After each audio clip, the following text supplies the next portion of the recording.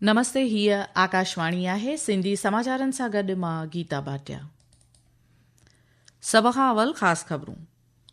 प्रधानमंत्री नरेंद्र मोदी अॼु सुबुह जो विकसित भारत लाइ टेक्नोलॉजी सुधार ऐं माली विषय वाबस्तु बजट बैदि जे वेबिनार खे ख़िताब कंदो। राष्ट्रपति द्रौपदी मुर्मू अॼु जैसलमेर में भारतीय हवाई फ़ौज जे ख़ासि अभ्यास वायु शक्ति जो गवाह बणिजंदी।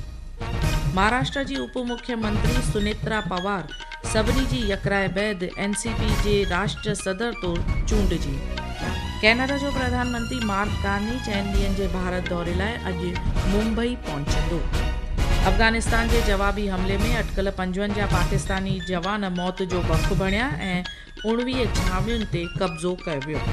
ऐं रांदियुनि में आईसीसी पुरुष T20 विश्व कप में काल्ह सुपर 8 मुक़ाबलनि में भारत ज़िम्बाब्वे खे 72 रननि सां शिकस्त कयो। समाचार तफ़सील सां। प्रधानमंत्री नरेंद्र मोदी अॼु सुबुह जो विकसित भारत लाइ टेक्नोलॉजी सुधार ऐं माली विषय वाबस्तु बजट बैदि जे वेबिनार खे वीडियो कॉन्फ्रेंसिंग ज़रिए ख़िताब कंदो। इन वेबिनार में अवामी सुरमाएकारी, बैंकिंग सिरिश्ते में सुधारो, पूंजी बाज़ारनि जी मज़बूताई ऐं डलस रिश्ते में दुरुस्तियुनि ज़रिए ज़िंदगी बहितर बणाइण जहिड़नि विषयनि ते गौर विचार कयो वेंदो। हिकु रिपोर्ट के बाद आयोजित होने वाले इस वेबिनार में सार्वजनिक पूंजी व्यय, बुनियादी ढांचा, बैंकिंग सेक्टर सुधार, वित्तीय सेक्टर प्रबंधन, पूंजी बाजारों की मजबूती और कर सुधारों के माध्यम से जीवन सुगमता जैसे विषयों पर विचार विमर्श होगा। केंद्रीय बजट 2026-27 के प्रमुख विषयों पर बजट बाद आयोजित होने वाले वेबिनार की श्रृंखला में ये पहली ऑनलाइन संगोष्ठी है। इन संगोष्ठियों का उद्देश्य पिछले अनुभवों से लाभ लेना और प्रतिभागियों की प्रतिक्रिया प्राप्त करना है, ताकि व्यवहारिक अनुभवों के आधार पर बजट घोषणाओं का प्रभावी कार्यान्वयन सुनिश्चित किया जा सके। वेबिनार में उद्योग जगत, वित्तीय संस्थान, बाजार, सरकार और शिक्षा जगत के प्रतिनिधि भाग लेंगे। अनुपम की रिपोर्ट के साथ समाचार कक्ष से शक्ति सिंह। राष्ट्रपति द्रौपदी मुर्मू अॼु जैसलमेर में भारतीय हवाई फ़ौज जे वायु शक्ति अभ्यास जी गवाह बणिजंदी। ध्यानु ॾियारियो त राष्ट्रपति राजस्थान जे 2 ॾींहनि जे दौरे ते आहे। रक्षा वज़रात ॼाणायो त वायु शक्ति अभ्यास खां अॻु राष्ट्रपति साहिबा स्वदेशी हल्के लड़ाकू हेलीकॉप्टर प्रचंड में उॾाम भरींदी। हेलीकॉप्टर प्रचंड मुल्क में ई डिज़ाइन ऐं तयारु थियल देश जो पहिरियों लड़ाकू हेलीकॉप्टर आहे। हिकु रिपोर्ट। वायु शक्ति भारतीय वायुसेना का प्रमुख युद्ध अभ्यास है, जिसमें लड़ाकू विमान, हेलीकॉप्टर, परिवहन विमान और मिसाइल प्रणालियों की मारक क्षमता, सटीक निशानेबाजी और परिवहन तत्परता का प्रदर्शन किया जाएगा। इस युद्ध अभ्यास के दौरान युद्ध की स्थिति में दिन के साथ साथ रात में भी वायुसेना के समन्वित ऑपरेशन का प्रदर्शन देखने को मिलेगा। इस मेगा कार्यक्रम में Rafale, Sukhoi 30 MKI, Mirage 2000, Jaguar और स्वदेशी तेजस सहित 77 फाइटर जेट तथा 43 हेलीकॉप्टर भाग लेंगे। जितेंद्र द्विवेदी, आकाशवाणी समाचार, जयपुर। प्रधानमंत्री नरेंद्र मोदी 2 ॾींहनि जे इज़राइल दौरे बैदि काल्ह वतन मोटियो। संदसि दौरे दौरान भारत ऐं इज़राइल विच में सकाफ़ती मटासटा, मच्छी पालन उद्योग, UPI, ज़रई सां गॾु तइलीम जहिड़नि अहम खितनि में समझौतनि ते सही सिका कया विया। यरूशलम में प्रधानमंत्री नरेंद्र मोदी ऐं इज़राइल जे प्रधानमंत्री बेंजामिन नेतन्याहू वफ़दी सतह ते ॻाल्हि ॿोल बि कई। प्रधानमंत्रीअ चयो त ॿिन्ही मुल्कनि लंबे अरसे खां जारी बाहमी रिश्तनि खे रणनीतिक हिसेदारीअ में तब्दील करण जो तवारीख़ी फ़ैसिलो कयो आहे। प्रधानमंत्री नरेंद्र मोदी सुभाणे अहमदाबाद जे साणंद में माइक्रोन टेक्नोलॉजीअ जे एडवांस्ड असेंबली, टेस्टिंग, मार्किंग ऐं पैकेजिंग प्लांट जो महूरत कंदो।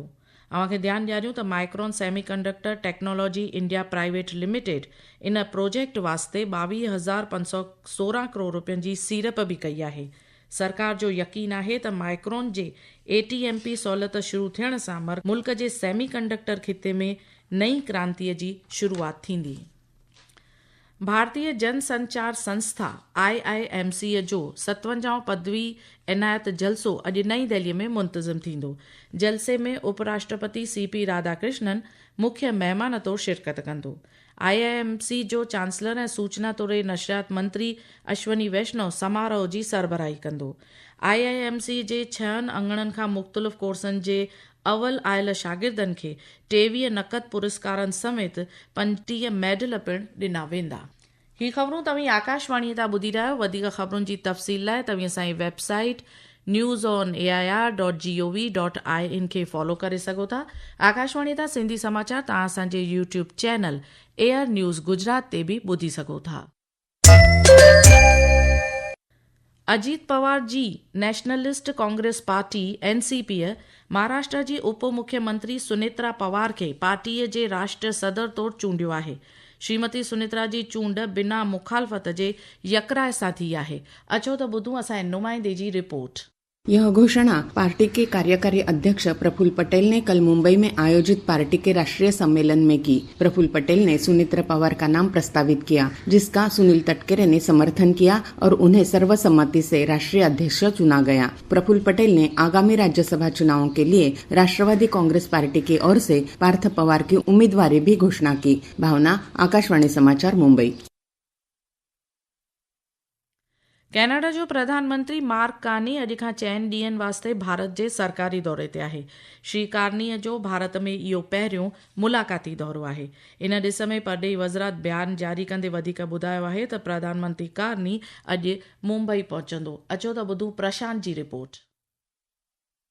मार्क कार्नी उद्योग जगत और वित्तीय विशेषज्ञों, दोनों देशों के मुख्य कार्यकारी अधिकारियों, नवाचारियों और भारत स्थित कनाडाई पेंशन निधि अधिकारियों से बातचीत करेंगे। प्रधानमंत्री कार्नी 1 मार्च को दिल्ली आएंगे। अगले ही दिन प्रधानमंत्री नरेंद्र मोदी के साथ हैदराबाद हाउस में उनकी शिष्टमंडल स्तर की वार्ता होगी। दोनों नेता भारत कनाडा कार्यनीतिक साझेदारी के विभिन्न क्षेत्रों में हुई प्रगति की समीक्षा करेंगे और प्रमुख क्षेत्रों में जारी सहयोग का जायजा लेंगे। वे क्षेत्रीय और वैश्विक घटनाक्रमों पर भी विचार विमर्श करेंगे।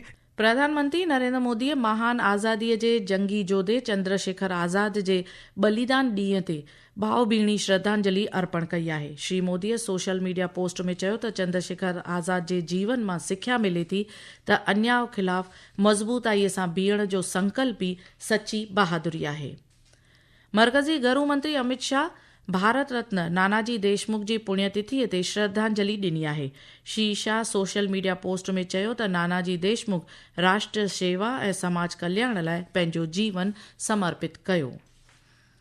हिन हफ़्ते जी शुरूआत में अफ़गानी सरहदी इलाक़नि में पाकिस्तान जेके हवाई हमला कया, अफ़गानिस्तान उन जो ॻाटे भॻो जवाबु ॾींदे काल्ह राति पाकिस्तानी चौकियुनि ते हमला कया आहिनि।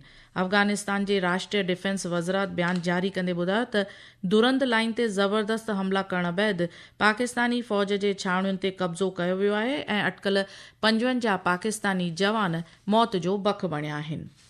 रांदियुनि में आईसीसी पुरुष T20 विश्व कप जे सुपर 8 मुक़ाबलनि में काल्ह भारत ज़िम्बाब्वे खे 72 रन्सुनि तां शिकस्तो कयो।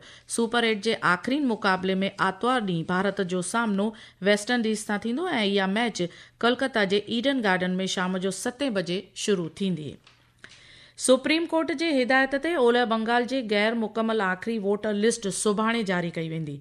इन में उन्हनि वोटरनि जा नाला पिणु शामिल रहंदा जिन जे SIR कार्रवाईअ तहत दस्तावेज़नि ऐं ॾिनल ॼाण मालूमात जी अञा क़ानूनी तस्दीक थियणु बाक़ी आहे। आख़िर में ख़ासि ख़बरूं हिकु बार ॿीहर। प्रधानमंत्री नरेंद्र मोदी अॼु सुबुह जो विकसित भारत लाइ टेक्नोलॉजी सुधार ऐं माली विषय वाबस्तु बजट बैदि जे वेबिनार खे ख़िताब कंदो।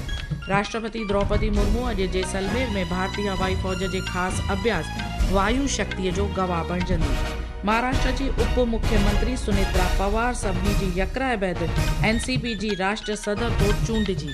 कैनेडा जो प्रधानमंत्री मार्क कार्नी 4 ॾींहनि जे भारत दौरे ते अॼु मुंबई पहुचंदा। अफ़गानिस्तान जे जवाबी हमले में अटकल 55 पाकिस्तानी जवान मौत जो बख बणिया ऐं 19 छावनियुनि ते कब्ज़ो कयो वियो। ऐं रांदियुनि में ICC पुरुष T20 विश्व कप में काल्ह सुपर 8 मुक़ाबलनि में भारत ज़िम्बाब्वे खे 72 रन्सुनि तां शिकस्तो कयो। आकाशवाणीअ तां सिंधी समाचारनि जो इहो अंक ते पूरो थियो। नमस्ते।